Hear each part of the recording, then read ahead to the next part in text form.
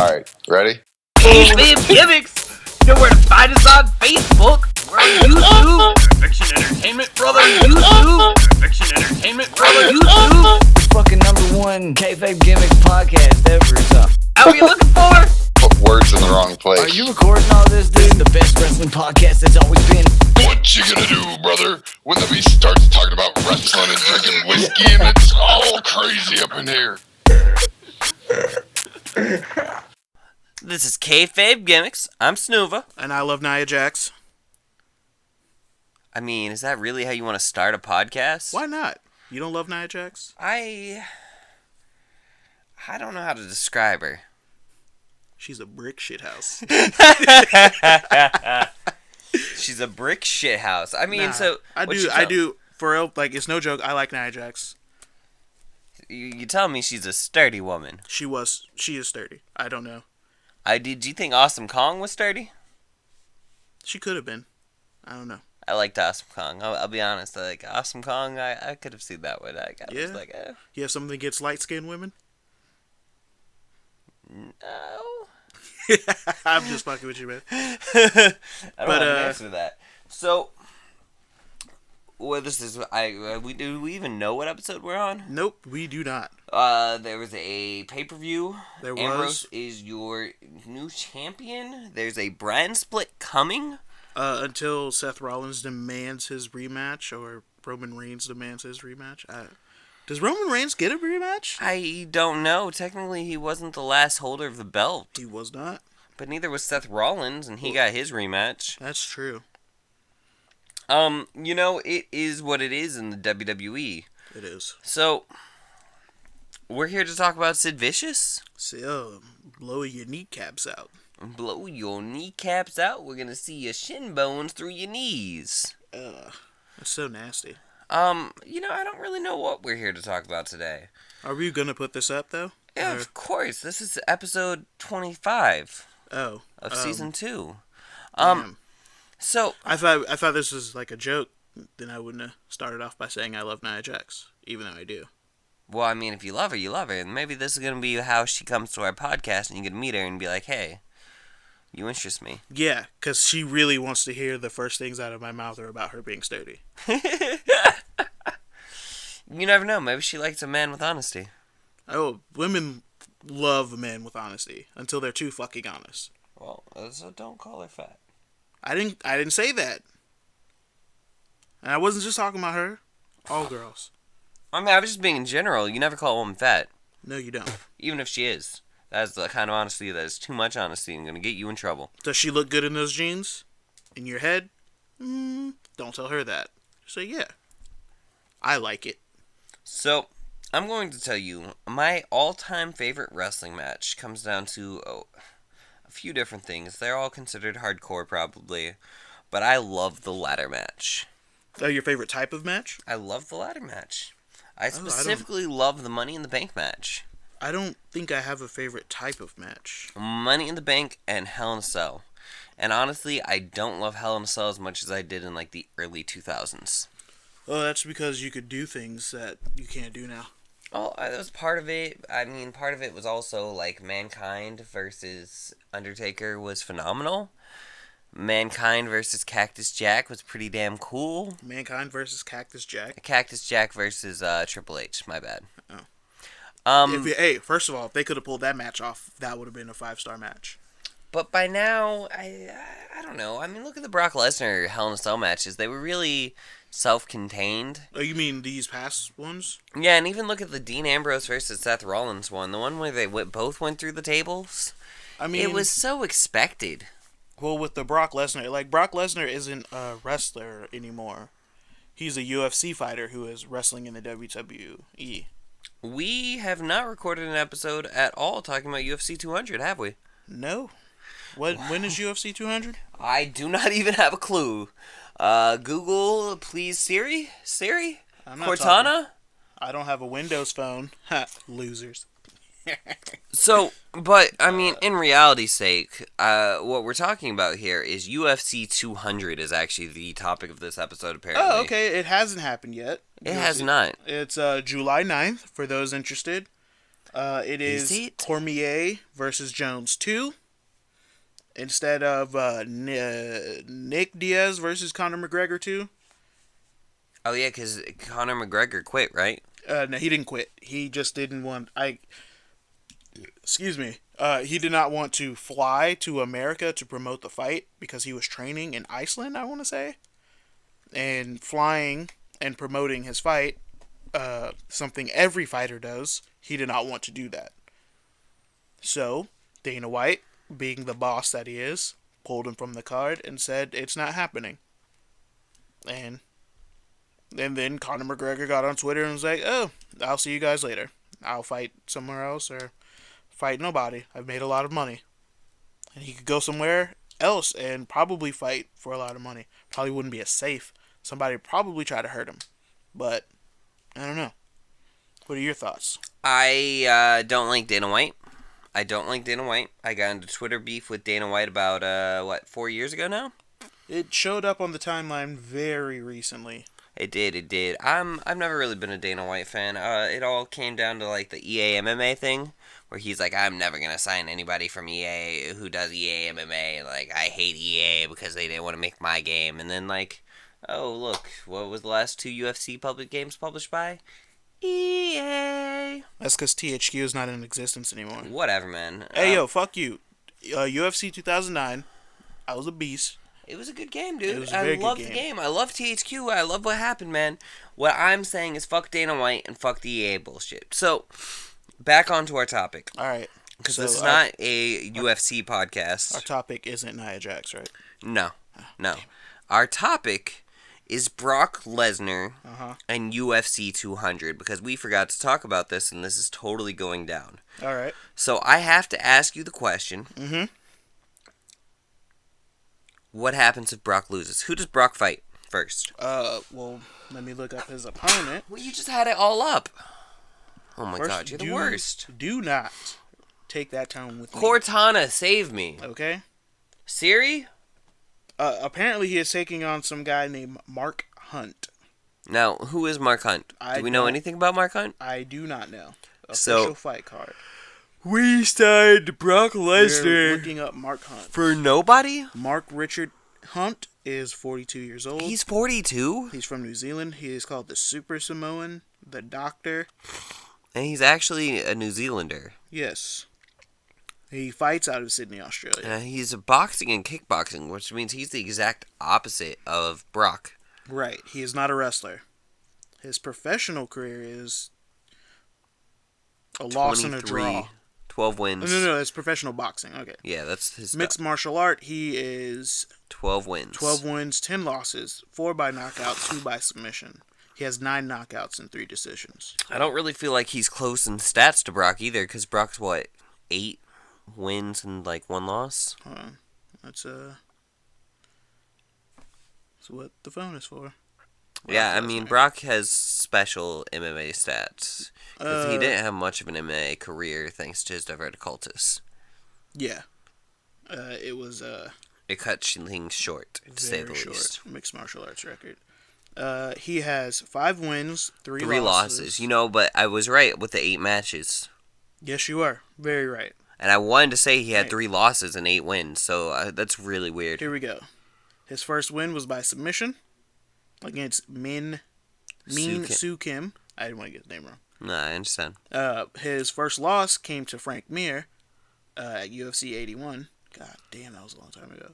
Anyways, fast forwarding through, he beat Frank Mir in the end. Heath Herring, Randy Couture for the title, I think. And then he beat Frank Mir again, beat the shit out of him. And he beat Shane Carwin, watched that fight. And then he lost to King Velasquez. And then he lost to a guy using steroids. Yeah, and that was 141 was his last official time there. Fight. Yeah. So, I mean, Mark Hunt doesn't seem like a major opponent compared to the people that Brock Lesnar has fought in the UFC. In the heavyweight, I don't know who's in the heavyweight division because I haven't really been paying attention. But I mean, who? The point is, Brock Lesnar went against some of the biggest names in UFC history. I mean, he went against Randy Couture, Frank Cain Mir and Velasquez. Cain Velasquez. I mean, let's be realistic. Those are three of the biggest names you're going to find. In the heavyweight division, yeah. So, But Randy Couture was old. he was, I mean, kind of, sort of. That was what, UFC 100? Nah, 91. 91. Frank that was Mir was UFC quite a 100. few years ago. So even Randy Couture was a lot younger then. They both were probably in their 30s. Randy Couture had to be at least 40-something. Because he's 52 now. Okay. Well, anyway, so does Brock Lesnar lose anything if he loses this match? No. Does he lose face with the WWE? Does he lose face No. to the casual fans? No, because who he's fighting is a professional fighter who does this for a living, not wrestling. He went in there against somebody who has been still fighting since Brock has been out of the UFC. So does Mark Hunt gain face by winning? No. Mark Hunt's never had a UFC fight, it looked like, either. He gets a paycheck. And maybe the fact that if he wins, he knocked out or he defeated Brock Lesnar, old UFC heavyweight champion. I have a question for you. Okay. Is it a work? Is it a work? Yes, it's definitely a work. So what does the WWE get back in return, do you think? They get Brock Lesnar back because apparently he strong-armed them for money. Well, I mean, I figure what I do don't they know. get out of Dana? And I think the answer is Ronda. I Not don't know. necessarily for a match, but I feel like they get Ronda for this. think after her UFC career is over, she was going to join the WWE at one point. I figure that one way or another, but And I figure she was going to be on some type of Legends contract. I think this is their way of getting her to show up at WrestleMania 33. For what though? It doesn't matter. Why is she Another coming sign- to stunt for what? She already did one at what, 31? Yeah. And it was just like a arm bar, or no, it was a hip toss to. Yeah, she did that crazy hip toss on Triple H. Yeah, It was better than his match against Sting. it was definitely better. I'm getting a beep, beep, beep. It's a commercial break. Commercial break. Oh Boop-a-ditch. shit, there's a commercial. Are you tired of the same old when it comes to hip-hop music? Do you need something dope to listen to while you're supposed to be working, but really you in the back texting some thought trying to get a booty call? Are you sick of fools mumbling over beats and calling that music? Or maybe you just want to be entertained with actual content? Then tune in to the Raw Me Podcast. Just go to YouTube and search Eviction Records, and you'll find one of the best hip-hop podcasts out there. Please like me. Please like the music I make, please. This is all I have, man. This is all I fucking got. Please like it. Warning, side effects of listening to the Raw Meat Podcast may include head nodding, toe tapping, getting in your feelings, being thirsty, swag, haters, the urge to burn it all down, a feeling of self-worth. If these symptoms persist, keep listening to the Raw Meat Podcast. Consult with your doctor before listening to the Raw Meat Podcast, as it may cause an overload of dopeness. And we're back.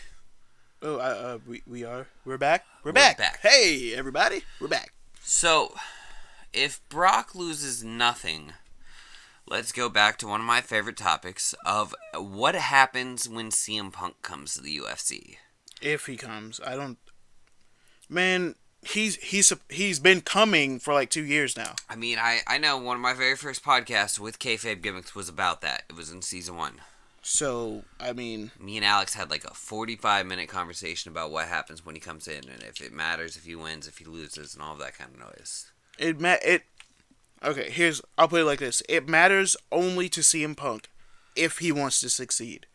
If he goes in there and gets knocked out and then he quits, then you have to question, like, well, what was all this for? You know what I mean? I hear you. Now, if he goes in, gets knocked out, and he gets up and tells Joe that, hey, you know, it was my first fight. He hit me. He's really good. You know, I'm gonna come back and be better for it. Then good on him. He's doing this because he wants to do it. If he comes in and he wins in the first round, it's going to be considered a fluke. It's gonna be, yeah. If he wins by decision, it's going to be considered a work. It doesn't matter. Whoever he's gonna fight, is going to have the same level or marginally more experience than him in MMA. So do we feel like Mark Hunt is on the same level as Brock Lesnar? Maybe. I don't know. He was a kickboxer. He was a professional boxer. It's kind of a weird one here. He's not necessarily great stats at either of those. However, the kickboxing is this weird difference for Brock. I mean, Brock's a wrestler, so what he's going to want to do is take you to the ground where he's good at. I mean, I understand that. I'm just saying they are putting Brock against something that he's not necessarily strong against. Brock is better off probably against a boxer wrestler combo like himself. His 2 losses were to 2 very good strikers, and he got knocked out in both of them. Yeah. And he was not under the best of health and steroids.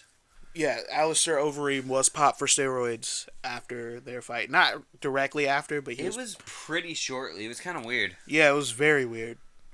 I remember when that went down. It was definitely not the normal kind of things that happen. And his only loss was to a black belt Brazilian jiu-jitsu expert named Frank Mir, who caught him in a fucking knee bar because Brock walked into his fucking guard. Yeah, but I mean, he beat the shit out of Frank Mir for that. After, yeah, twice, I think.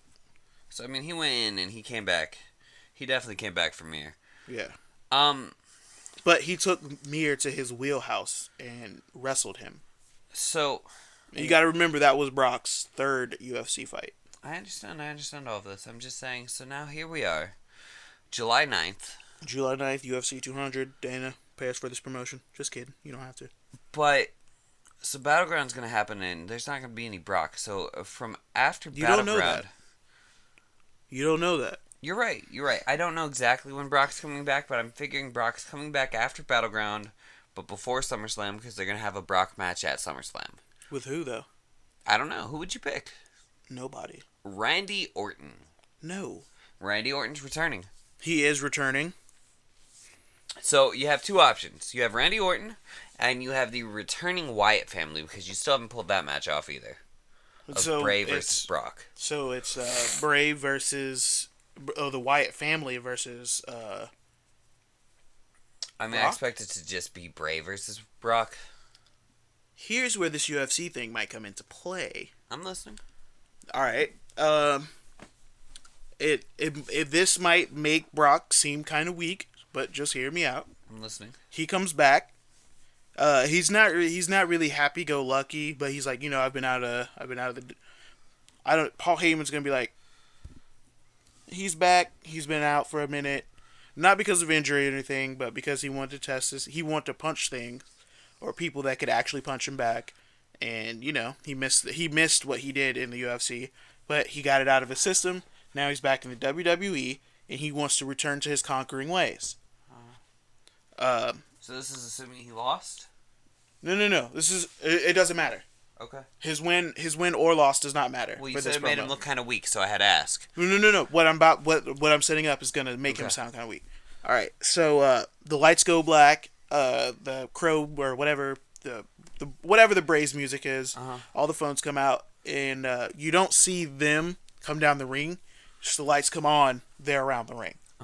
And Paul Heyman's, before it starts, he's like, "Yo, we've done this before. You know what it is. You can't fight Brock one-on-one, blah, blah, blah. He'd destroy all of you.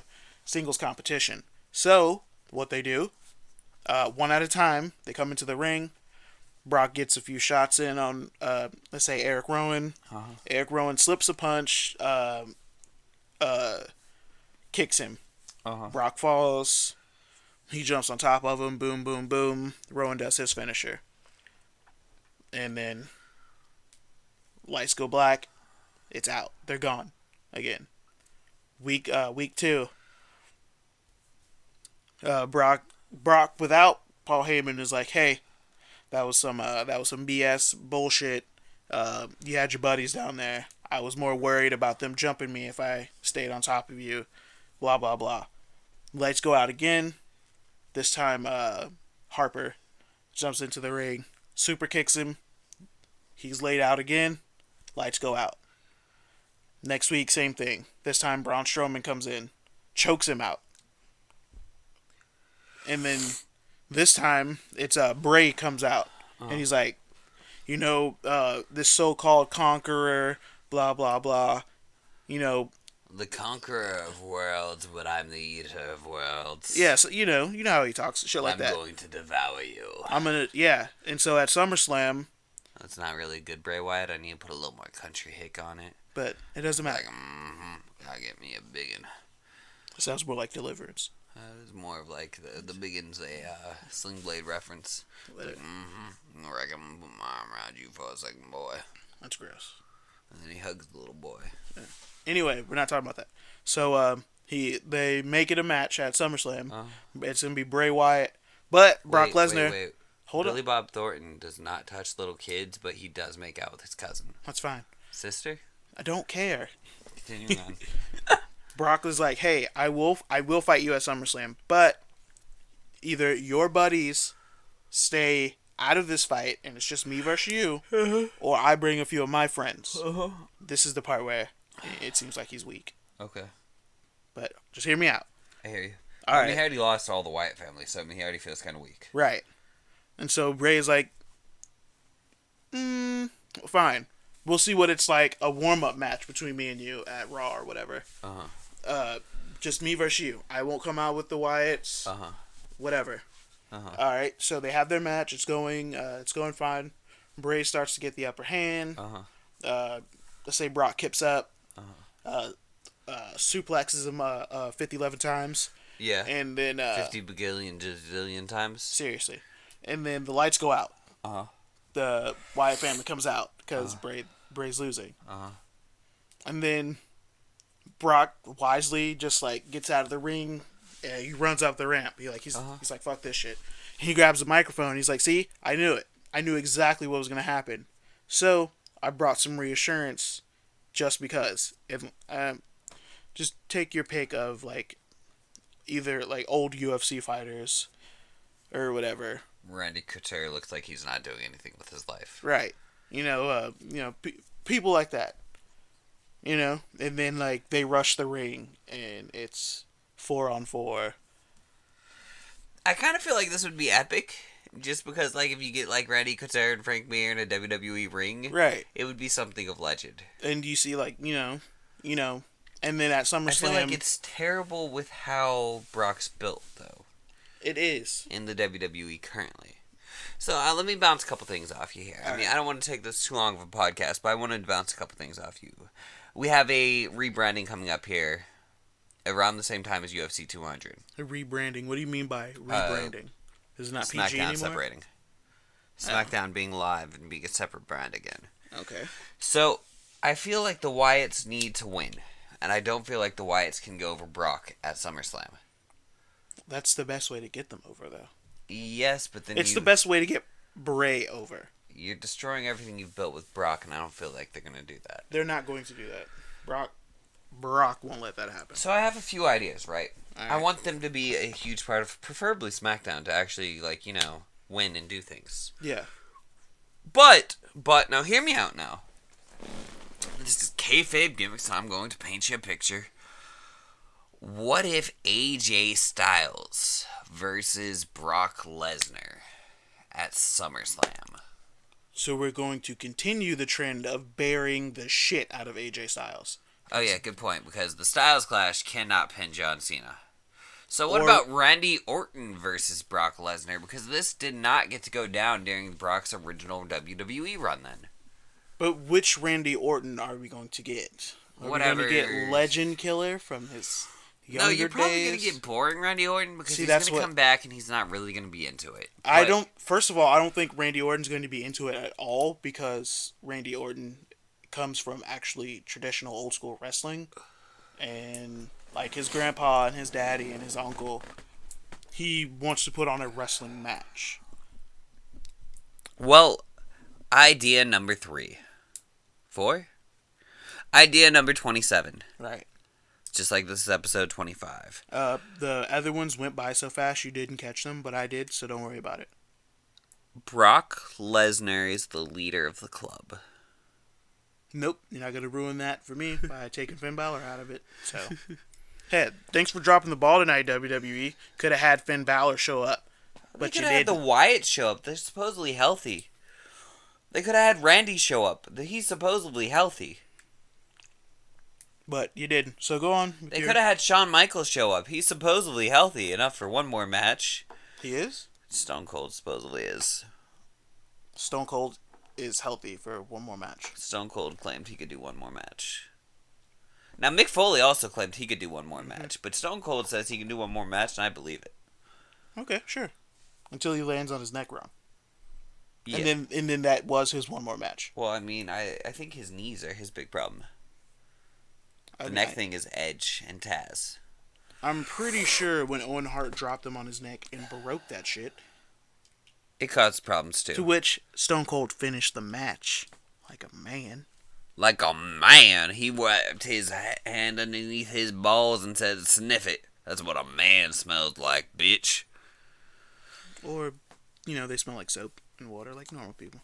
And then Vince McMahon pulled out his gigantic testicles and pointed at Shane, and he's like, "You see this? These made him." I don't know where he was going on this last tangent. But, And then there was the Kiss My Ass Club. there was the Kiss My Ass Club, which can't be done All today. we heard about was goddamn testicles, and we saw a lot of Vince, and we were like, I hate my life. The word testicular fortitude was used a lot. And balls and melons. I think he said, I have melons down And the here. word puppies were uttered by the king. Who is in jail since we're doing this as a timepiece. This is still a is. timepiece. He's in jail and suspended, and hopefully he comes back. Jim Ross said that sounds like nothing like the Jerry Lawler he knows. To beat his wife?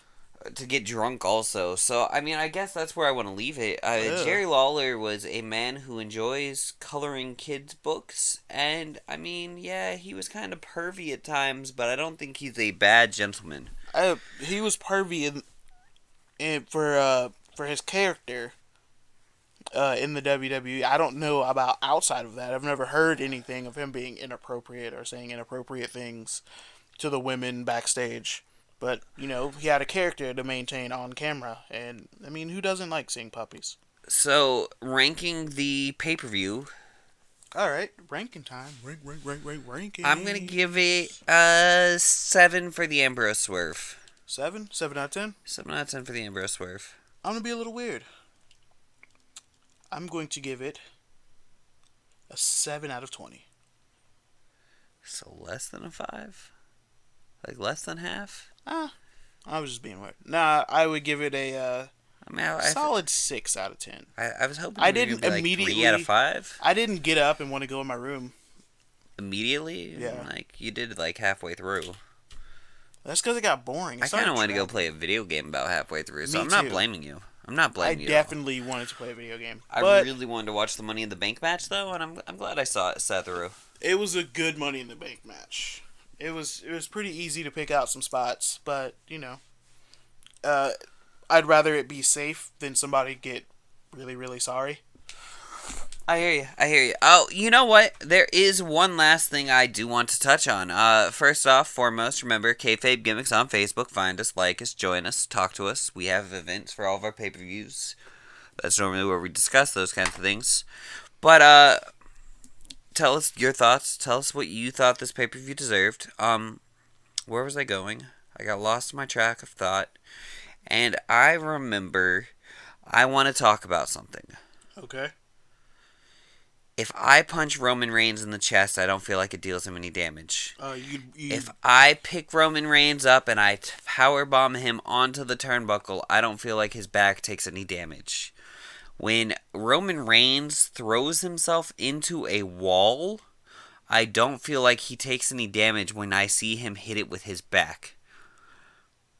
I feel like if you spear Roman Reigns, he should pick up the microphone and be like, "Hey, is your shoulder okay?" if you punch Roman Reigns, you will break your wrist. I feel If like you spear Roman Reigns, you will dislocate your shoulder. If you drop Roman Reigns, he will say, "What the hell was that?" Because I didn't feel a goddamn thing. I feel like you have to hit him in the arms or the head and maybe the legs. Or his nuts. I mean, when you're wearing a vest that thick and that padded, I feel like you're probably wearing a cup. Seriously. Just saying. So basically what we're discussing here is Roman's armor is kind of an issue when it comes to the idea of wrestling, isn't it? Usually people don't strike you in the chest. Yeah, but It's a lot of usually moves more land with you strikes. there. Yeah, but maybe it's Maybe he's got a weak rib cage. maybe Maybe there's like an actual reasoning behind it. maybe he's broken a few ribs before. I don't. It's like all right, think about how all right, in basketball, players who have broken their nose wear a mask. I understand. And Cody Rhodes right, Cody Rhodes, exactly, just like Cody Rhodes. But after their nose heals, sometimes they just continue to wear the mask because they got comfortable in it. Like at first it's uncomfortable and they don't like it, but after a while they start to wear it. It's for protection now more so than to just from random flailings. Just like where people wear eyeglasses, like Amari Stoudemire, he got poked in his eye before, so he started wearing glasses, not like goggles, like Kareem Abdul-Jabbar.